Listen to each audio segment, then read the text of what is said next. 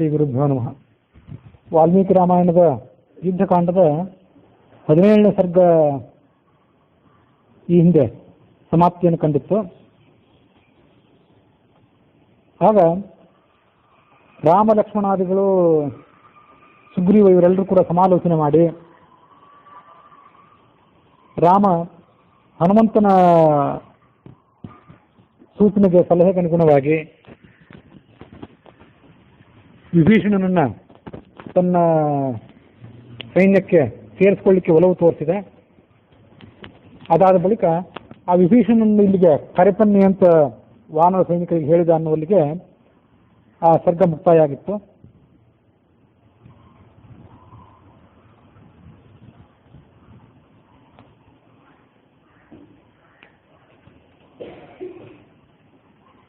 ರಾಘವೇಣ ಅಭಯೇ ದತ್ತೆ ಸನ್ನತೋ ರಾವಣಾನುಜಃ ವಿಭೀಷಣೋ ಮಹಾಪ್ರಾಜ್ಞೋ ಭೂಮಿಂ ಸಮವಲೋಕಯತ್.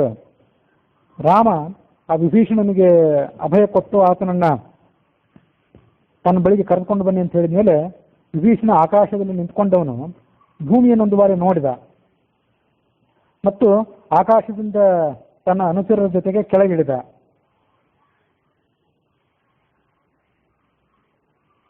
ರಾಮನ ಪಾದಗಳಿಗೆ ನಮಸ್ಕರಿಸಿದ. ಅವನ ಅನುಚರರು ಕೂಡ ನಮಸ್ಕರಿಸಿದರು. ಮತ್ತೆ ರಾಮನಿಗೆ ಆ ವಿಭೀಷಣ ಹೀಗೆ ಮುಂದೆ ಮಾತುಗಳನ್ನು ಹೇಳಿದ.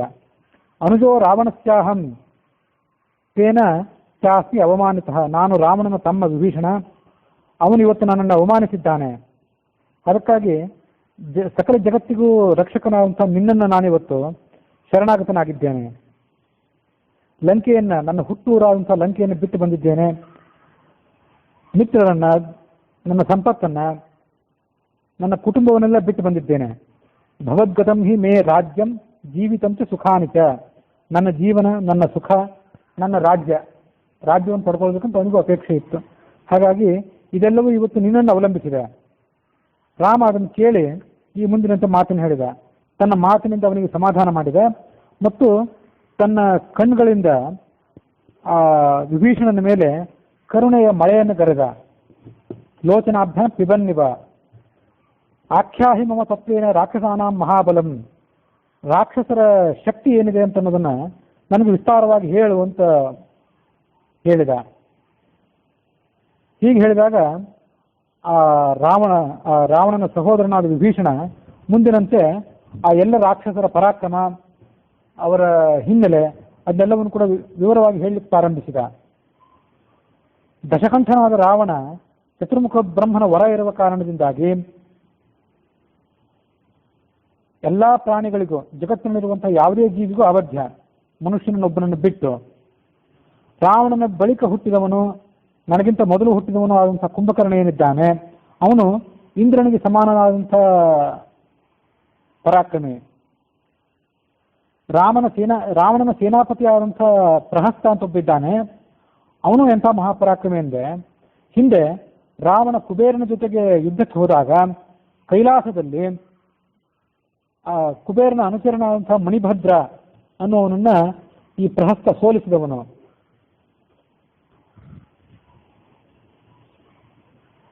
ಇನ್ನ ರಾವಣನ ಮಗನಾದ ಇಂದ್ರಜಿತ್ ಏನಿದ್ದಾನೆ, ಅವನು ಕವಚವನ್ನು ತೊಟ್ಟು ಬಿಲ್ಲು ಬಾಣ ಖಡ್ಗಾದಿಗಳನ್ನು ಹಿಡಿದು ಯುದ್ಧಕ್ಕೆ ಹೊರಟರೆ ಅದೃಶ್ಯ ಭವತಿ ಇಂದ್ರಜಿತ್. ಆಕಾಶದಲ್ಲಿ ನಿಂತ್ಕೊಂಡು ಅದೃಶ್ಯನಾಗಿ ನಿಂತು ಎಲ್ಲರ ಜೊತೆ ಯುದ್ಧ ಮಾಡಬಲ್ಲ. ಅವನ ಇನ್ನೊಂದು ವೈಶಿಷ್ಟ್ಯವಿದೆ. ಯುದ್ಧಕ್ಕೆ ಹೋಗುವಾಗ ಅಗ್ನಿಯಲ್ಲಿ ಹೋಮ ಮಾಡಿ ಅಂತರ್ಧಾನನಾಗಿ ಆತ ಹೊರಟು ಬಿಟ್ರೆ ಆತ ಯಾವ ಶತ್ರುವನ್ನು ಕೂಡ ಗೆಲ್ಲಬಲ್ಲ. ಅಂತರ್ಧಾನಗತ ಶ್ರೀಮಾನ್ ಇಂದ್ರಜಿತ್ ಹಂತಿ ರಾಘವ. ಆ ಥರ ಹೋಮವನ್ನು ಮಾಡಿ ಆತ ಯುದ್ಧಕ್ಕೆ ತಯಾರಾದರೆ ಆತನನ್ನು ಸೋಲಿಸೋದು ಕಷ್ಟ. ಈ ರಹಸ್ಯವನ್ನೆಲ್ಲ ವಿಭೀಷಣ ರಾಮ ಲಕ್ಷ್ಮಣರಿಗೆ ಹೇಳಿದ್ದ. ಅದಕ್ಕಾಗಿ ಲಕ್ಷ್ಮಣ ಆ ವಿಭೀಷಣನ ಕೊಲ್ಲುವ ಸಂದರ್ಭ ಬಂದಾಗ ಇಂದ್ರಜಿತ್ ಯಜ್ಞ ಮಾಡ್ತಿದ್ನಲ್ಲ, ಯಜ್ಞ ಮಾಡುವ ಭೂಮಿಗೆ ಹೋಗಿ ಯಜ್ಞ ಮುಗಿಯೋದಕ್ಕಿಂತ ಮೊದಲೇ ಈ ವಿಭೀಷಣ ಲಕ್ಷ್ಮಣನನ್ನು ಅಲ್ಲಿ ಕರ್ಕೊಂಡು ಹೋಗಿ ಅವನನ್ನು ಕೊಲ್ಲಿಸಿದ. ಯಜ್ಞ ಒಂದು ವೇಳೆ ಮುಗಿದು ಬಿಟ್ಟಿದ್ರೆ ಇಂದ್ರಜಿತ್ನನ್ನು ಕೊಲ್ಲೋದು ಅಸಾಧ್ಯವಾಗ್ತಿತ್ತು. ಇನ್ನು ಮಹೋದರ ಮಹಾಪಾರ್ಶ್ವ ಅನ್ನೋವರಿದ್ದಾರೆ, ಅವರು ಕೂಡ ಮಹಾಬಲಿಷ್ಠರು. ಅಕಂಪನ, ಅನೀಕಪಾಹ ಅಂತ ಹೀಗೆ ಅನೇಕ ಸೈನಿಕರಿದ್ದಾರೆ. ಅವರೆಲ್ಲರೂ ಕೂಡ ಒಬ್ಬೊಬ್ಬ ದಿಕ್ಪಾಲಕರಿಗೆ ಸಮಾನರಾದವರು. ರಾಕ್ಷಸರ ಸಂಖ್ಯೆ ಏನಿದೆ, ದಶಕೋಟಿ ಸಹಸ್ರಾಣಿ, 10,000 ಕೋಟಿ ಸಂಖ್ಯೆಯಷ್ಟು ರಾಕ್ಷಸರಿದ್ದಾರೆ. ಅವರೆಲ್ಲ ಮಾಂಸ ಭಕ್ಷಕರು, ರಕ್ತವನ್ನು ಕುಡಿಯುವಂಥವರು. ಲಂಕಾನಗರದಲ್ಲಿ ಇಷ್ಟು ದಿನ ಎಲ್ಲ ವಾಸ ಮಾಡಿಕೊಂಡಿದ್ದಾರೆ. ಈ ಬೃಹತ್ತಾದ ಸೈನ್ಯವನ್ನು ಕಟ್ಟಿಕೊಂಡು ರಾವಣ ಲೋಕಪಾಲಕರನ್ನೆಲ್ಲ ಸೋಲಿಸಿದ್ದಾನೆ, ದೇವತೆಗಳನ್ನು ಸೋಲಿಸಿದ್ದಾನೆ. ಸಹದೈವಸ್ತುತೆ ಭಗ್ನ ರಾವಣೇನ ದುರಾತ್ಮನ ವಿಭೀಷಣಸ್ಯ ತು ವಚಃ ತತ್ಸುತ್ವ ರಘುಸತ್ತಮಃ ಅನ್ವೀಕ್ಷ್ಯ ಮನಸಾ ಸರ್ವಮಿದಂ ವಚನಮಬ್ರವೀತ್. ವಿಭೀಷಣ ಹೇಳಿದ ಮಾತುಗಳನ್ನೆಲ್ಲ ಪರಿಶೀಲಿಸಿ ನೋಡಿದ ರಾಮ. ಈ ದುಷ್ಟಕೃತ್ಯಗಳನ್ನೆಲ್ಲ ರಾವಣ ಏನು ಇಲ್ಲಿ ತನಕ ಎಸಗಿದ್ದಾನೆ, ಅದನ್ನೆಲ್ಲವನ್ನು ಕೂಡ ನಾನು ಈಗಾಗಲೇ ತಿಳಿದಿದ್ದೇನೆ. ನಾನು ರಾವಣನನ್ನು ಕೊಂದು ಅವನ ಪರಿವಾರವನ್ನು ಕೂಡ ನಾಶಪಡಿಸಿ ನಿನ್ನನ್ನ ಆ ಲಂಕಾನಗರಕ್ಕೆ ಅಧಿಪತಿಯನ್ನಾಗಿ ಮಾಡ್ತೇನೆ.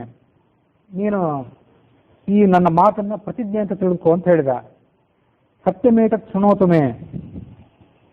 ಆ ರಾವಣ ನನ್ನಿಂದ ತಪ್ಪಿಸಿಕೊಳ್ಳಿಕ್ಕಾಗಿ ಪಾತಾಳಕ್ಕೆ ಹೋಗಲಿ ಅಥವಾ ರಸಾತಲಕ್ಕೆ ಹೋಗಲಿ, ಸ್ವಯಂ ಚತುರ್ಮುಖ ಬ್ರಹ್ಮನ ಬಳಿಗೆ ಹೋಗಲಿ, ಆತನನ್ನ ನನ್ನ ಬಾಣಗಳು ಜೀವ ಸಮೇತ ಬಿಡೋದಿಲ್ಲ. ರಾವಣನನ್ನು ಕೊಲ್ಲದೆ ನಾನು ಅಯೋಧ್ಯೆಗೆ ಪ್ರವೇಶ ಮಾಡೋದೇ ಇಲ್ಲ. ಇದು ನನ್ನ 3 ಸಹೋದರರ ಮೇಲಿನ ಆಣೆ ಹೇಳಿದ ರಾಮ. ಈ ರಾಮ ಹೇಳಿದ ಮಾತನ್ನು ಕೇಳಿ ವಿಭೀಷಣ ಆತನಿಗೆ ಮತ್ತೊಮ್ಮೆ ನಮಸ್ಕರಿಸಿದ. ಅವನಿಗೆ ಈ ಮುಂದಿನಂತೆ ಮಾತು ಹೇಳಿದ. ರಾಕ್ಷಸಾನಾಂ ವಧೇ ಸಾಕ್ಷ್ಯಂ ಲಂಕಾಯಾಶ್ಚ ಪ್ರದರ್ಶನೆ ಕರಿಷ್ಯಾಮ ಯಥಾ ಪ್ರಾಣಂ ಪ್ರವೇಕ್ಷ್ಯಾಮಿ ಚ ವಾಹಿನೀಂ. ನಿನ್ನ ಕಪಿ ಸೈನ್ಯ ಈಗ ರಾಕ್ಷಸರ ಮೇಲೆ ಏನು ಯುದ್ಧಕ್ಕೆ ಹೋಗಬೇಕಾಗಿದೆ. ಇದರಲ್ಲಿ ಎಲ್ಲ ರೀತಿಯಾದಂತಹ ನಮಗೆ ಗೊತ್ತಿರುವಂತಹ ಮಾಹಿತಿಗಳನ್ನು ನಿನ್ನ ಸೈನ್ಯಕ್ಕೆ, ನಿನಗೆ, ಲಕ್ಷ್ಮಣನಿಗೆ, ಸುಗ್ರೀವನಿಗೆ ಕೊಡ್ತೇನೆ. ಮತ್ತು ನಾನು ಹಿಂದೆ ನಿಂತಿರ್ತೇನೆ ಅಂತಲ್ಲ, ನಾನು ಮುಂದಾಗಿ ಸೈನ್ಯದಲ್ಲಿ ನುಗ್ಗುತ್ತೇನೆ, ರಾವಣನ ಸೈನ್ಯದ ಮೇಲೆ ಆಕ್ರಮಣ ಮಾಡ್ತೇನೆ. ಹೀಗೆ ವಿಭೀಷಣ ಹೇಳಿದ್ಮೇಲೆ ಅವನನ್ನ ರಾಮ ಆಲಿಂಗನ ಮಾಡಿಕೊಂಡು ಲಕ್ಷ್ಮಣನಿಗೆ ಹೇಳಿದ. ಅಬ್ರವೀನ್ ಲಕ್ಷ್ಮಣಂ ಪ್ರೀತಃ ಸಮುದ್ರ ಜಲಮಾನಯ. ಸಮುದ್ರದಿಂದ ನೀರನ್ನು ತೆಗೆದುಕೊಂಡು ಬಾ, ಈತನಿಗೆ ಪಟ್ಟಾಭಿಷೇಕ ಮಾಡೋಣ ಅಂತ ಹೇಳಿದ. ತೇನ ಚೇಮಂ ಮಹಾಪ್ರಾಜ್ಞಂ ಅಭಿಷಿಂಚ ವಿಭೀಷಣಂ. ಈ ವಿಭೀಷಣಿಗೆ ಸಮುದ್ರದ ಜಲದಿಂದ, ಸಮುದ್ರದಲ್ಲಿ ಎಲ್ಲ ನದಿಗಳ ನೀರು ಕೂಡ ಇರೋದರಿಂದ ಆ ನದಿಗಳ ನೀರಿನಿಂದ ಇವನಿಗೆ ಈಗ ಪಟ್ಟಾಭಿಷೇಕ ಮಾಡಿಬಿಡೋಣ ಅಂತ ಹೇಳಿದ. ಇದೆಲ್ಲ ಆದ್ಮೇಲೆ ಆ ಲಕ್ಷ್ಮಣ ಶೀಘ್ರದಿಂದ ಧಾವಿಸಿದ.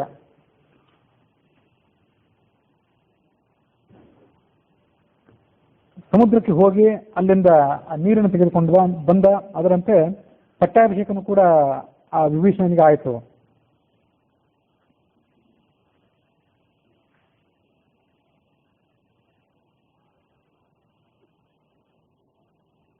ಕಲ್ಪಾಂತಮಸ್ಯ ನಿಶಿಚಾರಿ ಪತಿತ್ವಪೂರ್ವಂ ಆಯುಃ ಪ್ರದಾಯ ನಿಜಲೋಕ ಗತಿಂ ತದಂತೆ ರಾತ್ರಿತ್ರಯೇಪಿ ಅನುಪಗಾಮಿನ ಮೀಕ್ಷ ಸೋಬ್ಧಿಂ ಚುಕ್ರೋಧ ರಕ್ತ ನಯನಾಂತಂ ಅಯುಂಜತಬ್ಧೌ. ವಿಭೀಷಣನನ್ನು ಸ್ವೀಕಾರ ಮಾಡಿದ್ನಲ್ಲ ರಾಮ, ಆ ಸ್ವೀಕಾರ ಮಾಡಲಿಕ್ಕೆ ಹನುಮಂತನ ಸಲಹೆ ಬಹಳ ಪ್ರಧಾನವಾಗಿತ್ತು ಅನ್ನೋದನ್ನು ತಾತ್ಪರ್ಯ ನಿರ್ಣಯ ಹೇಳ್ತದೆ. ಇತ್ಯುಕ್ತವತ್ಯತ ಹನುಮತಿ ದೇವದೇವ ಸಂಗೃಹ್ಯ ತದ್ವಚನಮಾಹ ಯಥೈವ ಪೂರ್ವಂ ಸುಗ್ರೀವ ಹೇತುತ ಇಮಂ ಸ್ಥಿರಮಾಗ್ರಹೀಷ್ಯೆ ಪಾದಪ್ರಪನ್ನಮಿದಮೇವ ಸದಾವೃತಮ್ಮೆ. ಸುಗ್ರೀವನನ್ನ ಹಿಂದೆ ರಾಮ ಸ್ವೀಕಾರ ಮಾಡಿದಾಗ ವಾಲಿ ಸುಗ್ರೀವರ ನಡುವೆ ಯಾರನ್ನು ಸ್ವೀಕಾರ ಮಾಡಬೇಕು ಅಂತ ಪ್ರಶ್ನೆ ಬಂದಾಗ ವಾಲಿಯನ್ನು ಪರಿತ್ಯಾಗ ಮಾಡಿ ಸುಗ್ರೀವನನ್ನು ಸ್ವೀಕಾರ ಮಾಡಿ ವಾಲಿಯನ್ನು ಹತ್ಯೆ ಮಾಡಿದ ರಾವಣ. ಈ ರಾಮ ಹತ್ಯೆ ಮಾಡಿದ. ಅದಕ್ಕೆ ಪ್ರಧಾನವಾದಂತಹ ಸಲಹೆ ಹನುಮಂತನದ್ದೇ ಆಗಿತ್ತು. ಅದರಂತೆ ವಿಭೀಷಣನನ್ನು ಸ್ವೀಕಾರ ಮಾಡಲಿಕ್ಕೂ ಕೂಡ ಹನುಮಂತನ ಸಲಹೆ ಸೂಚನೆಗಳೇ ಪ್ರಧಾನವಾಗಿದ್ದವು. ಅವನಿಗೆ ಪಟ್ಟಾಭಿಷೇಕ ಮಾಡೋದಲ್ಲದೆ ಇನ್ನೂ ಒಂದು ಅನುಗ್ರಹವನ್ನು ಆತನಿಗೆ ಮಾಡಿದ. ಕಲ್ಪಾಂತಮಸ್ಯ ನಿಶಿಚಾರಿ ಪತಿತ್ವಪೂರ್ವಂ. ಆತನಿಗೆ ಚಿರಂಜೀವಿತ್ವವನ್ನು ಅನುಗ್ರಹಿಸಿದ. ಚಿರಂಜೀವಿ ಅಂದ್ರೆ ಸಾಮಾನ್ಯವಾಗಿ ಅವರಿಗೆ ಸಾವೇ ಇಲ್ಲ ಅಂತ ಎಷ್ಟೋ ಬಾರಿ ನಾವು ತಿಳ್ಕೊಂಡಿರ್ತೀವಿ.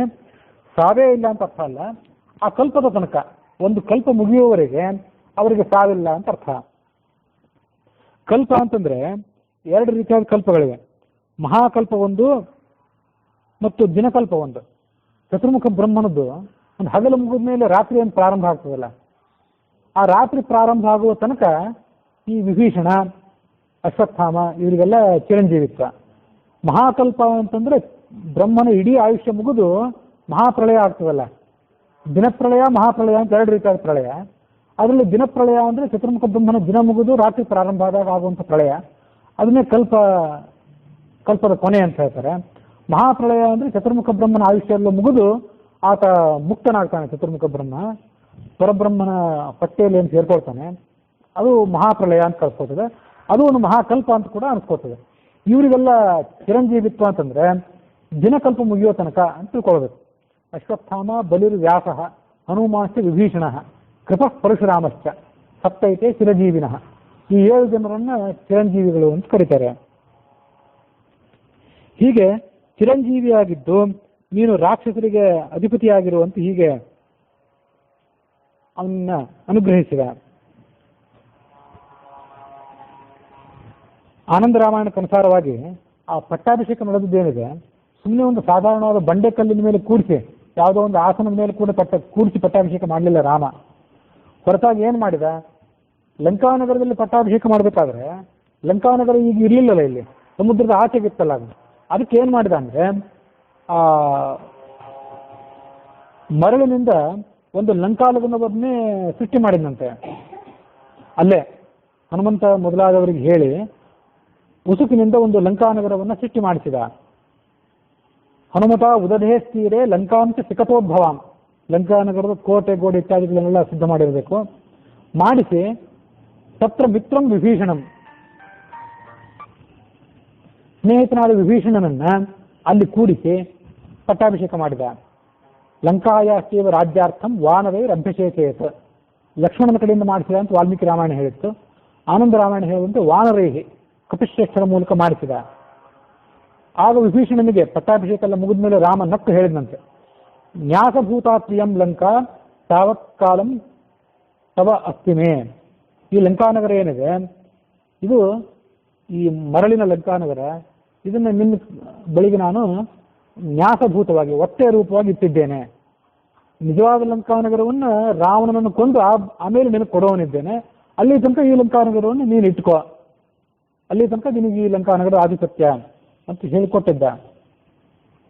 ಯಾವತಾ ರಾವಣಂ ಹತ್ವಾ ತವ ದಾಸ್ಯಾಮ್ಯಹಂ ಶುಭಾಂ, ರಾವಣನನ್ನ ಕೊಂದು ಆ ಲಂಕಾನಗರವನ್ನು ಕೊಡುವ ತನಕ ಇದು ನಿನಗೆ ಒತ್ತೆ ರೂಪದಲ್ಲಿ ಇಟ್ಟಿದ್ದು ಅಂತ ಹೇಳಿದ. ಹನುಮತ ಇಯಂ ಲಂಕಾ ಖ್ಯಾತಿಂ ಗಮಿಷ್ಯತಿ, ಹನುಮಂತನ ಹೆಸರಿನಿಂದ ಈ ಲಂಕಾನಗರಕ್ಕೆ ಖ್ಯಾತಿ ಇನ್ನು ಮುಂದೆ.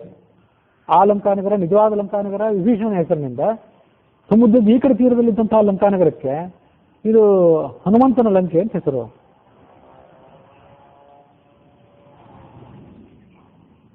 ಶಿವ ಪಾರ್ವತಿಗೆ ಹೇಳಿದ, ಆನಂದ ರಾಮಾಯಣದ ಕಥೆಯನ್ನು ಹೇಳ್ತಾ ಹೋಗಿದ್ದ. ಹನುಮಲ್ಲಂಕಾ ಅಬ್ಧೇಹಿ ತೀರೆ ವರ್ತತೆ ಅದ್ಯಾಪಿ ಪಾರ್ವತಿ, ಇವತ್ತಿಗೂ ಕೂಡ ಆ ಸಮುದ್ರದ ತೀರದಲ್ಲಿ ಹನುಮಂತನ ಲಂಕೆ ಇದೆ, ಅದು ನೋಡಬಹುದು ಅಂತ ಹೇಳಿದ. ಆ ಕಾಲದಲ್ಲಿ ಇದ್ದಿರಬಹುದು, ಕಾಲಕ್ರಮೇಣ ಭೌಗೋಳಿಕ ಪರಿಸ್ಥಿತಿಗಳು ವ್ಯತ್ಯಸ್ತವಾಗಿ ಆ ಹನುಮಂತನ ಲಂಕೆ ಇವತ್ತು ನಮಗೆ ಅದೃಶ್ಯ ಆಗಿದ್ದಿರಬಹುದು. ವಿಭೀಷಣ ದ್ರಾವಣಾಂತೆ ರಾಮಸ್ಥಾಂ ಮೋಚಯಿಷ್ಯತಿ, ರಾವಣನ ಅಂತ, ರಾವಣನ ಹತ್ಯೆ ಆದ ಬಳಿಕ ವಿಭೀಷಣನ ಬಳಿಗೆ ಒತ್ತೆ ಇಟ್ಟಂತಹ ಲಂಕಾನಗರವನ್ನು ರಾಮ ಮುಕ್ತಗೊಳಿಸ್ತಾನೆ. ಮುಕ್ತಗೊಳಿಸಿ ನಿಜವಾದ ಲಂಕೆಯನ್ನು ವಿಭೀಷಣನಿಗೆ ಕೊಡ್ತಾನೆ.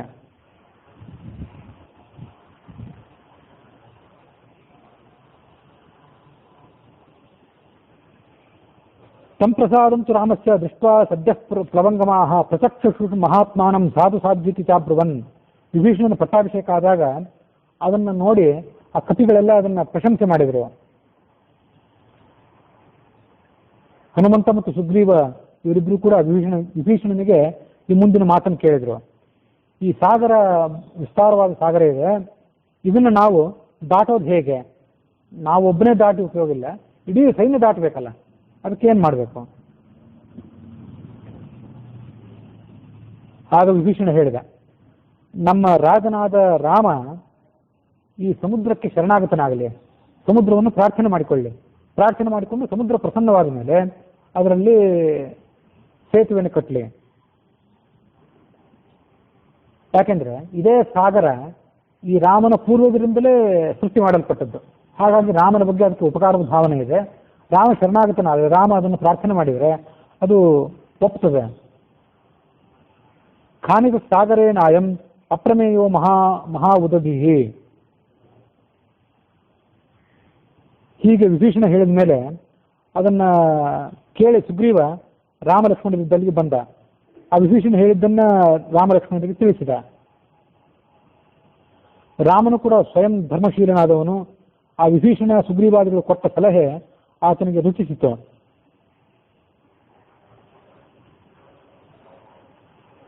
ಸುಗ್ರೀವ ಲಕ್ಷ್ಮಣಾದಿಗಳಿಗೆ ಮುಂದಿನಂತೆ ಮಾತಾಡಿದ.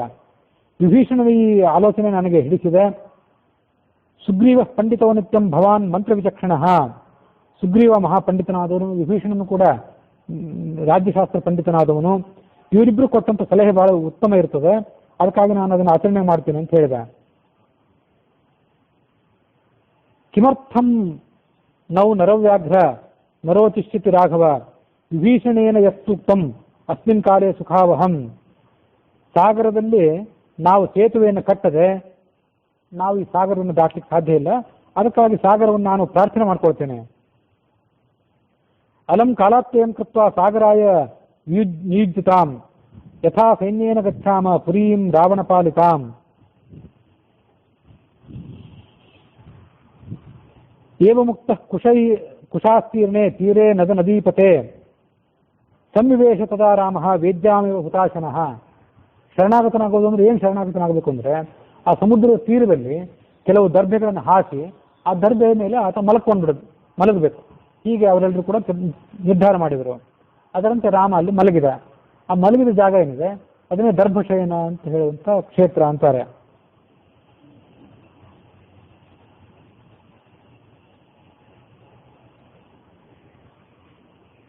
ಇದೇ ಸಂದರ್ಭದಲ್ಲಿ ಆ ರಾವಣನ ಆಲೋಚನೆ ಹೀಗಿತ್ತು.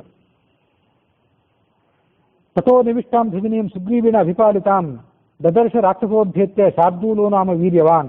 ಶಾರ್ದೂಲ ಅನ್ನುವಂಥ ಒಬ್ಬ ರಾವಣನ ಗೂಢಚಾರಿ ಈ ಸುಗ್ರೀವನ ಸೈನ್ಯವನ್ನ ತೂಗಿ ನೋಡಬೇಕು, ಅದರ ಸೇನಾಪತಿಗಳು ಸೈನಿಕರ ಸಂಖ್ಯೆ ಇದೆಲ್ಲವನ್ನು ಕೂಡ ತಿಳಿದು ರಾಮನಿಗೆ ಒಪ್ಪಿಸಬೇಕು ಅಂತ ಅವನಿಗೆ ಆಜ್ಞೆ ಆಗಿತ್ತು. ಆತ ಇಲ್ಲಿಗೆ ಬಂದ.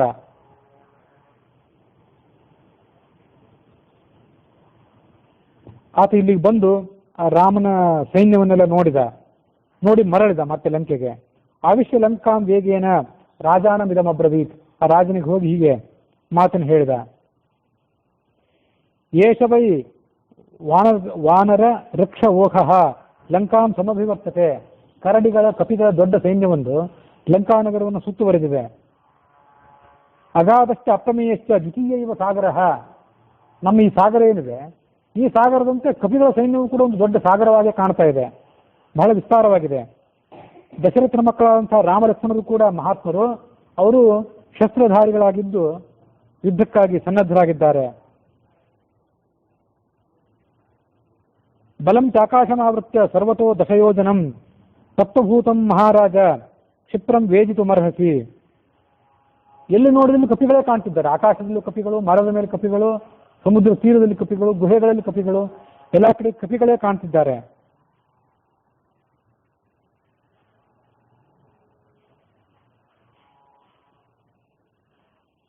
ತತ್ವಭೂತಂ ಮಹಾರಾಜ ಕ್ಷಿಪ್ರಂ ವೇಜಿತುಮರ್ಹಸಿ ತವ ದೂತಾ ಮಹಾರಾಜ ಕ್ಷಿಪ್ರಂ ಅರ್ಹಂತಿ ವೇಜಿತುಂ ಉಪಪ್ರದಾನಂ ಶಾಂತಂ ವಾ ಭೇದೋ ವಾತ್ರ ನಿಯುಜ್ಯತಾಂ. ಅದಕ್ಕಾಗಿ ಈ ಶತ್ರುವ ಸೈನ್ಯ ಈಗ ಬಂದಿದೆ, ಅದಕ್ಕೆ ಒಂದು ಏನಾದರೂ ಪ್ರತೀಕಾರವನ್ನು ನೀನು ಮಾಡಬೇಕು ಅಂತ ಹೇಳಿದ ಈ ಗೂಢಚಾರ ರಾವಣನಿಗೆ. ಏನು ಮಾಡಬೇಕು? ಸೀತೆಯನ್ನಾದರೂ ಒಪ್ಪಿಸಿಕೊಡ್ಬೇಕು, ಅಥವಾ ಯುದ್ಧವನ್ನು ಮಾಡಬೇಕು, ಇಲ್ಲದೇ ಇದ್ರೆ ಶತ್ರುಗಳಲ್ಲಿ ಪರಸ್ಪರ ಒಡಕನ್ನಾದರೂ ಸೃಷ್ಟಿ ಮಾಡಬೇಕು. ಒಂದೇನಾದರೂ ಇಂಥ ಆಲೋಚನೆಯನ್ನು ನೀನು ಮಾಡಬೇಕು ಅಂತ ಹೇಳಿದ ಆ ಗೂಢಚಾರ. ಶಾರ್ದೂಲ್ ಹೇಳಿದ ಮಾತನ್ನು ಕೇಳಿ ಶುಕನನ್ನು ಕರೆದು ಈ ಮುಂದಿನಂತೆ ಮಾತು ಹೇಳಿದ. ನೀನು ಸುಗ್ರೀವನ ಬಳಿಗೆ ಹೋಗು. ಸುಗ್ರೀವನ ಬಳಿಗೆ ಹೋಗಿ ಆತನಿಗೆ ರಾಮನ ಬಗ್ಗೆ ಸ್ನೇಹ ವಿಶ್ವಾಸಗಳು ಇಲ್ಲದಂತೆ ಮಾಡು. ಜಗಳ ರಾಮನದ್ದು ಮತ್ತು ರಾವಣಂದು. ಹೀಗಿರುವಾಗ ನೀನ್ಯಾಕೆ ನಡುವೆ ಪ್ರವೇಶ ಮಾಡಿದ್ದಿ ಅಂತ ಸುಗ್ರೀವನಿಗೆ ಮನಸ್ಸಿಗೆ ಚುಚ್ಚುವಂತೆ ಮಾತನಾಡು. ಆತ ಹೊರಟು ಹೋಗ್ಬಿಟ್ರೆ ರಾವಣನ ಬಲ ಕುಂದೀತು, ಆಗ ನಮಗೆ ಜಯ ಆಗ್ತದೆ ಅಂತ ರಾವಣ ಆಲೋಚನೆ ಮಾಡಿದ್ದ.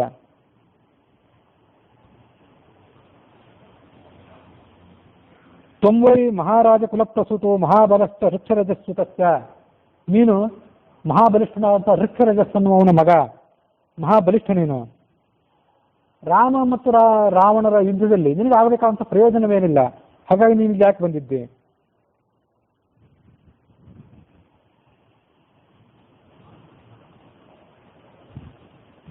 ಅಹಂ ಯದ್ಯಹರಂ ಭಾರ್ಯಾಂ ರಾಜಪುತ್ರಸ್ಯ ಧೀಮತಃ ಕಿಂ ತತ್ರ ತವ ಸುಗ್ರೀವ ಕಿಷ್ಕಿಂಧಾಂ ಪ್ರತಿ ಗಮ್ಯತಾಂ. ನಾನು ರಾಮನ ಪತ್ನಿಯನ್ನು ಅಪಹಾರ ಮಾಡಿದೆ, ನಿನ್ನ ಪತ್ನಿಯನ್ನೇನು ಅಪಹಾರ ಮಾಡಲಿಲ್ಲಲ್ಲ, ನಿನಗೆ ನನ್ನ ಕೆಲಸದಿಂದ ತೊಂದರೆ ಏನಾಗಿಲ್ಲಲ್ಲ, ನೀನು ಯಾಕೆ ಬಂದಿದ್ದೆ? ನಿನ್ನ ಸೈನ್ಯವನ್ನು ಕಟ್ಟಿಕೊಂಡು ಕಿಷ್ಕಿಂಧಾನಗರಕ್ಕೆ ಹೊರಟು ಹೋಗು. ನೀನಾಗಲಿ ನಿನ್ನ ಕಪಿಗಳಾಗಲಿ ಸೈನ್ಯವಾಗಲಿ ಈ ಲಂಕಾನಗರವನ್ನು ಮುತ್ತಲಾರರು, ಹಾಗಾಗಿ ನೀನು ಇಲ್ಲಿಗೆ ಬರಬೇಡ ಅಂತ, ಇಲ್ಲಿಂದ ಹೊರಟು ಹೋಗು ಅಂತ ಆ ಸುಗ್ರೀವನಿಗೆ ಹೇಳಬೇಕು. ಸತದಾ ರಾಕ್ಷಸೇಂದ್ರಿನ ಸಂದಿಷ್ಟೋ ರಜನೀಚರ, ಆ ಶುಕ ಅಂತ ಏನಿದ್ನಲ್ಲ ಅವನು ಶುಕೋ ವಿಹಂಗಮೋ ಭೂತ್ವ, ಒಂದು ಗಿಳಿಯ ರೂಪವನ್ನು ತಾಳಿದ. ಗಿಳಿಯ ರೂಪವನ್ನು ತಾಳಿ ಆಕಾಶದಲ್ಲಿ ಹಾರಿಕೊಂಡು ಅಲ್ಲಿಗೆ ಹೋದ. ಸತತ್ವ ದೂರಮಧ್ವಾನಂ ಉಪರ್ಯುಪರಿ ಸಾಗರಂ ಸಂಸ್ಥಿತೋ ಶಂಬರೇ ವಾಕ್ಯಂ ಸುಗ್ರೀವಂ ಇದಮಬ್ರವೀತ್. ಆಕಾಶದಲ್ಲಿ ಹೋಗಿ ನಿಂತ್ಕೊಂಡಂತೆ, ಆಕಾಶದಲ್ಲಿ ನಿಂತ್ಕೊಂಡು ಅಲ್ಲಿಂದನೇ ಸುಗ್ರೀವನ ಕುರಿತು ಈ ಮಾತನ್ನು ಹೇಳಿದ. ರಾವಣ ಏನೇನನ್ನು ಹೇಳಿ ಕಳಿಸಿದ್ದ ಆ ಎಲ್ಲ ಮಾತುಗಳನ್ನ ಸುಗ್ರೀವನಿಗೆ ಆ ಶುಕ ಹೇಳಿದ. ಈ ಕಪಿಗಳು ಅವನನ್ನು ನೋಡಿದ್ರು, ಇಲ್ಲಿ ಯಾರೋ ಒಬ್ಬ ಶತ್ರು ಬಂದಿದ್ದಾನೆ ಅಂತ ಅವ್ರಿಗೆ ಗೊತ್ತಾಯ್ತು. ಅವ್ರೇನ್ ಮಾಡಿದ್ರು, ಆ ಶುಕ ಆಕಾಶದಲ್ಲಿ ನಿಂತ್ಕೊಂಡಿದ್ನಲ್ಲ ಅಲ್ಲಿಗೆ ಹಾರಿದ್ರು. ಹಾರಿ ಆತನನ್ನ ಕೆಳಗೆ ಎಳೆದುಕೊಂಡು ಬಂದ್ರು. ಪ್ರಾಪದ್ಯಂತ ತದಾ ಕ್ಷಿಪ್ರಂ ಲೋಪ್ತುಂ ಹಂತುಂ ಚ ಮುಷ್ಟಿವಿಹಿ, ಆತನನ್ನು ಕೊಂದೇ ಬಿಡಬೇಕು ಅಂತ ಕೆಲವರು ಸಿದ್ಧರಾದರು, ಕೆಲವರು ಮುಷ್ಟಿಯಿಂದ ಆತನನ್ನು ಹೊಡೆದರು. ಗಗನಾಭೂತಲೇ ಚಾಶು ಪ್ರತಿಗೃಹ್ಯ ಅವತಾರಿತಃ ವಾನರೈ ಪೀಡ್ಯಮಾನಸ್ತು ಸುಖೋ ವಚನಮಬ್ರವಿ. ಆ ಶುಕ ಹೀಗೆ ಮುಂದೆ ನಿಂತು ಮಾತನಾಡಿದ. ರಾಮನಿಗೆ ಹೇಳಿದಂತವನು, ದೂತರನ್ನು ಕೊಲ್ಲಬಾರದು ಅಂತ ಶಾಸ್ತ್ರ ಇದೆ, ನಾನು ರಾವಣನ ದೂತ, ನನ್ನದೇನು ತಪ್ಪಿಲ್ಲ, ಇಲ್ಲಿ ನಮ್ಮ ರಾಜ ಏನು ಹೇಳಿ ಕಳಿಸಿದ್ದಾನೆ ಅದನ್ನು ಹೇಳಲಿಕ್ಕಾಗಿ ಇಲ್ಲಿಗೆ ಬಂದಿದ್ದೇನಷ್ಟೇ.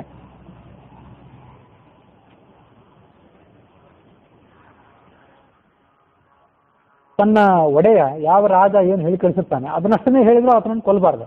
ಆತ ಹೇಳಿದ್ದನ್ನು ಬಿಟ್ಟು ತನ್ನ ಅಧಿಕ ಪ್ರಸನ್ನತನವನ್ನು ತೋರಿಸಿದರೆ ಅಂತಹ ದೂತನ್ನು ಕೊಲ್ಲಬೇಕು ಅಂತ ಶಾಸ್ತ್ರ ಹೇಳ್ತದೆ.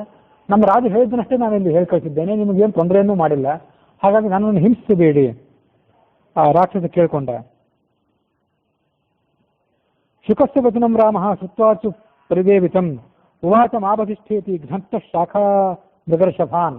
ಆ ಕಪಿಗಳನ್ನ ಕರಡಿಗಳನ್ನ ಆತ ರಾಮ ತಡೆದ. ಆತನ ಕೊಲ್ಬೇಡಿ, ಆತನನ್ನು ಹೊಡಿಬೇಡಿ, ಬಿಟ್ಟುಬಿಡಿ ಅಂತ ಹೇಳಿದ.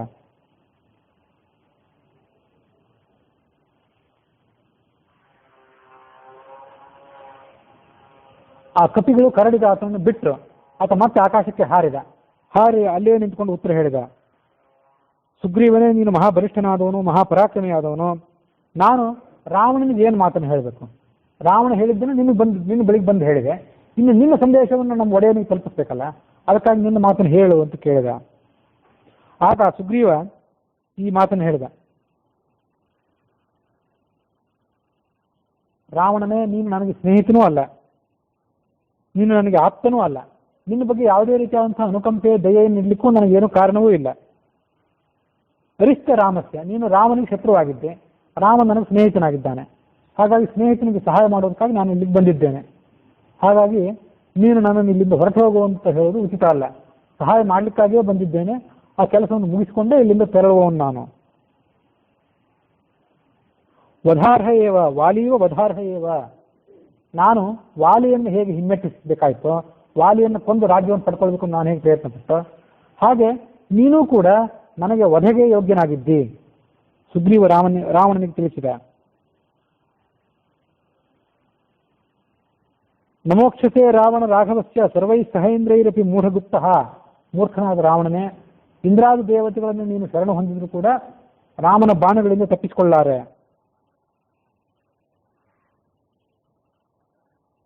ಹತೋಸಿ ರಾಮೇಣ ಸಹಾನುಜಸ್ತ್ವಂ. ಈಗಾಗಲೇ ನೀನು ಹತ್ತು ಹೋದಂತೆ ತಿಳಿದುಕೋ, ಸುಗ್ರೀವ ಹೇಳಿದ. ಅವಧಿಸ್ತ್ವಂ ಜರಾವೃದ್ಧಂ ಗೃಧ್ರರಾಜಂ ಜಟಾಯುಷಂ ಕಿನ್ನುತೆ ರಾಮ ಸಾನ್ನಿಧ್ಯೆ ಸಂಕಾಶೇ ಲಕ್ಷ್ಮಣಸ್ಯ ಚ ಕೃತಾ ಸೀತಾ ವಿಶಾಲಾಕ್ಷಿ ಯಾತ್ವಂ ದೃಶ್ಯ ನ ಬುದ್ಧತೆ. ಜಟಾಯುವನ್ನು ನೀನು ಕೊಂದು ಹಾಕಿದೆ. ರಾಮ ಲಕ್ಷ್ಮಣರು ಇಲ್ಲದೇ ಇದ್ದಾಗ ಅವರನ್ನು ವಂಚನೆ ಮಾಡಿ ಸೀತೆಯನ್ನು ಅಪಹಾರ ಮಾಡಿದೆ. ಇವೆಲ್ಲ ನೀನು ಅಪರಾಧ ಮಾಡಿರೋದ್ರಿಂದ ಆ ಅಪರಾಧಕ್ಕಾಗಿ ನಿನಗೆ ಶಿಕ್ಷೆ ಆಗಬೇಕಾಗಿದೆ.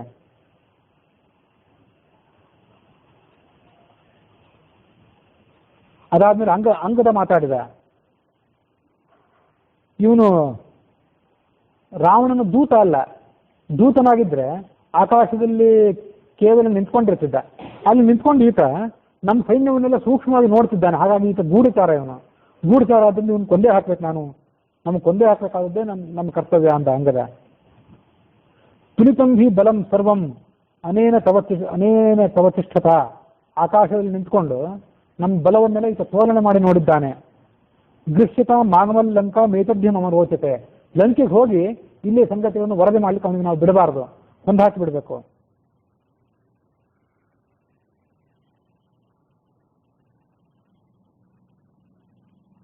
ಹೀಗೆ ಅಂಗದ ಮಾತಾಡಿದ ಮೇಲೆ ಅದಕ್ಕೆ ಸುಗ್ರೀವನು ಕೂಡ ಮೌನವಾಗಿ ಸಮ್ಮತಿಯನ್ನು ತೋರಿಸಿದಂತಾಯ್ತು. ಸುಗ್ರೀವನು ಹೇಳಲಿಲ್ಲ, ಮೌನವಾಗಿ ಆತ ಇದ್ದಂತೆ ಕಂಡು ಬಂದಾಗ ಆ ಕಪಿಗಳು ಕರಡಿಗಳು ಮತ್ತೆ ಹಿಡಿದ್ರು. ಆ ಶುಕನನ್ನು ಹಿಡಿದು ಆತನನ್ನು ಬಂಧಿಸಿದ್ರು. ಆತ ಅನಾಥನಂತೆ ಗೋಳಾಡ್ತಿದ್ದ. ಶುಕಸ್ತು ವಾನರೈಶ್ಚಂಡೈ ತತ್ರ ತೈ ಸಂಪ್ರಪೀಡಿತ ಯಾಚುಕ್ರೋಶ ಮಹಾತ್ಮಾನಂ ರಾಮಂ ದಾಶರಥಾತ್ಮಜಂ. ನನ್ನ ಎರಡೂ ರೆಕ್ಕೆಗಳನ್ನು ಇವ್ರು ಕಿತ್ತಾಕ್ತಾ ಇದ್ದಾರೆ, ನನ್ನನ್ನು ಕಾಪಾಡು ಅಂತ ಕೇಳ್ಕೊಂಡ. ಯಾಂಚ ರಾತ್ರಿಂ ಮರಿಷ್ಯಾಮಿ ಜಾಯೇ ರಾತ್ರಿಂ ಚ ಯಾಮಹಂ ಏತಸ್ಮಿನ್ ನಂತರೇ ಕಾಲೇ ಯನ್ಮಯಾ ಹಿ ಅಶುಭಂ ಕೃತಂ ಸರ್ವಂ ತದುಪಪದ್ಯೇತಾಹ ಜಸ್ಯಾಂ ಚೇದ್ಯದಿ ಜೀವಿತಂ. ಅವನೇ ರಾಮನಿಗೆ ಬೆದರಿಕೆ ಹಾಕಿದ. ಏನ್ ಬೆದರಿಕೆ ಹಾಕಿದ ಅಂದ್ರೆ, ನಾನೊಂದೇಳಿ ಇಲ್ಲೇ ಪ್ರಾಣ ಬಿಟ್ಟುಬಿಟ್ರೆ ಈ ಒಂದು ಹಗಲು ಒಂದು ರಾತ್ರಿ ನಾನೇನು ಪಾಪ ಮಾಡಿದ್ದೇನೆ ಆ ಎಲ್ಲ ಪಾಪ ನಿನಗೆ ಬಂದು ಸೇರಿತ್ತು ಅಂದ್ಬಿಟ್ಟ ರಾಮನಿಗೆ.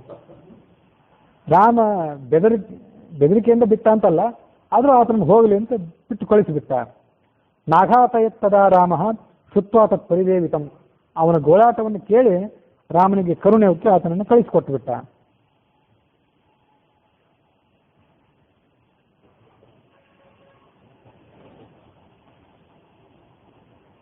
ಆನಂದ ರಾಮಾಯಣದಲ್ಲಿ ಕೂಡ ಅದೇ ಮಾತನ್ನ ಆ ಶುಕ ಹೇಳಿದ ಘಟನೆ ಇದೆ.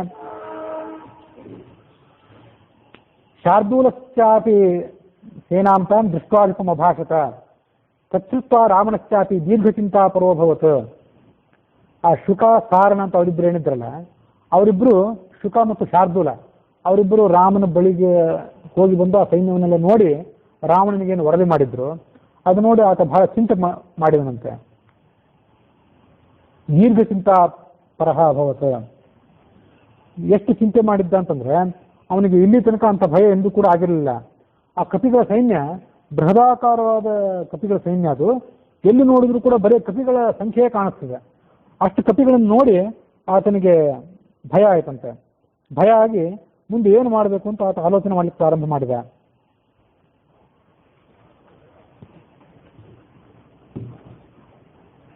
ತತಸ್ಸಾಗರವೇಲಾಯಾಂ ದರ್ಭಾನಾಸ್ತೀರ್ಯ ರಾಘವ ಅಂಜಲಿಂ ಪ್ರಾಂಗ್ಮುಖ ಕೃತ್ವ ಪ್ರತಿಶಿಷ್ಯೇ ಮಹೋದಧೇಹೆ. ರಾಮ ಅಲ್ಲಿ ಮಲ್ಕೊಂಡ ಆ ಸಮುದ್ರದ ತೀರದಲ್ಲಿ. ಯಾವ ತನ್ನ ಭುಜ ಇತ್ತಲ್ಲ, ರಾಜಭೋಗಗಳನ್ನು ಅನುಭವಿಸಬೇಕಾದಂಥ ಭುಜ ಅದು, ಅಂಥ ಬಾಹು, ಅದನ್ನೇ ತನ್ನ ತಲೆದಿಂಬನಾಗಿಟ್ಕೊಂಡು ರಾಮ ಅಲ್ಲಿಗೆ ಮಲಗಿದ. ಜಾತರೂಪಮಯೈಶ್ಚೈವ ಭೂಷಣೈರ್ಭೂಷಿತಂ ಸದಾ ಮಣಿಕಾಂಚನ ಕೇಯೂರ ಮುಕ್ತಾ ಪ್ರವರ ಭೂಷಣೈಃ ಭುಜೈಃ ಪ್ರವರ ನಾರೀಣಾಂ ಅಭಿಸ್ಪೃಷ್ಟಮನೇಕಧಾ.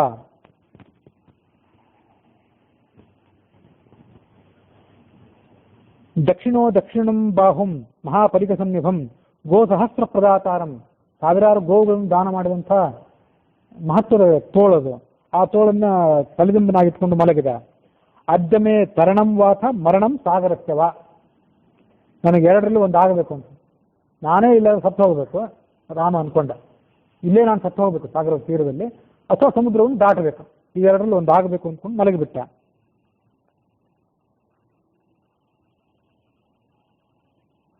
ನಿಶಾಹ ತಿಸ್ರಹ ಅಭಿಜಗ್ಮುಹು. 3 ರಾತ್ರಿಗಳು ಕಳೆದವು, ಸಮುದ್ರ ಬರಲಿಲ್ಲ. ತ್ರಿರಾತ್ರೋಷಿತಸ್ತತ್ರ ನಯಜ್ಞೋ ಧರ್ಮವತ್ಸಲಃ ಉಪಾಸಿತ ತದಾ ರಾಮಃ ಸಾಗರಂ ಸರಿತಾಂ ಪತಿಂ ನಚ ದರ್ಶಯತೆ ರೂಪಂ ಮಂದೋ ರಾಮಸ್ಯ ಸಾಗರ.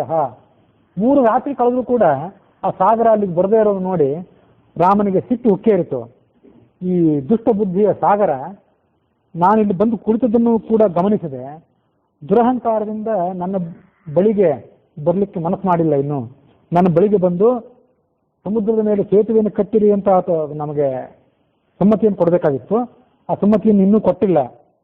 ಹಾಗಾಗಿ ಇವನಿಗೆ ನಾನು ತಕ್ಕ ಶಾಸ್ತಿಯನ್ನು ಮಾಡಬೇಕು ಅಂತ ನಿರ್ಧಾರ ಮಾಡಿದ ರಾಮ.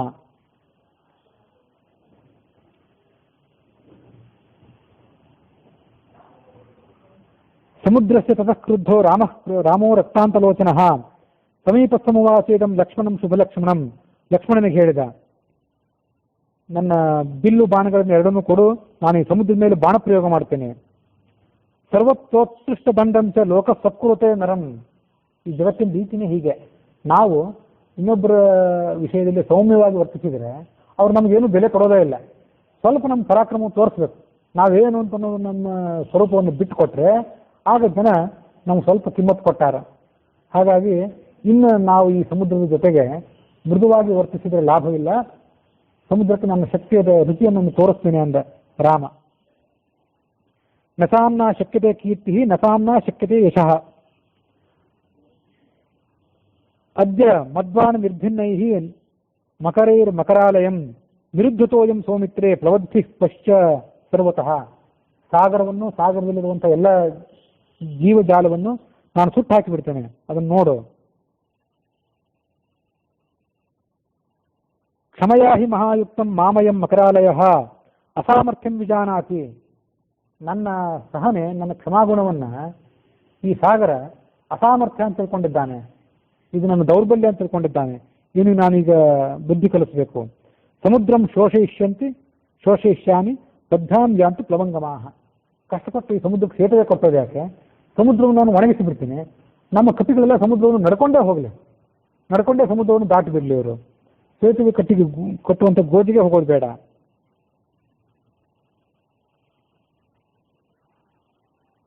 ಸಂಪೀಡ್ಯತೆ ಧನುರ್ಘೋರಂ ಕಂಪಯಿತ್ವಾ ಶನೈರ್ಜಗತ್ ಮುಮೋಚ ವಿಶಿಖಾನ್